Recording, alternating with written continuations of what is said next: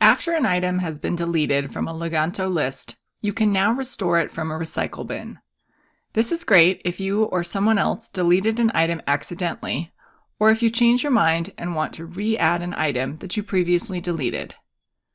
When a list has deleted items, you will now see the recycle bin icon on the collapsed right pane, showing how many deleted items are in the bin. You can click on the bin to see the deleted items. Items will remain in the recycle bin for 30 days, and you can see how many days are left per item. If you decide to add one of the deleted items back to your list, you can either drag it back into your list using the drag handle, or you can click on the item, specify the section to add it to, and choose Restore. If you no longer want to see one of the items in the bin, you can use the Permanently Delete button to remove it.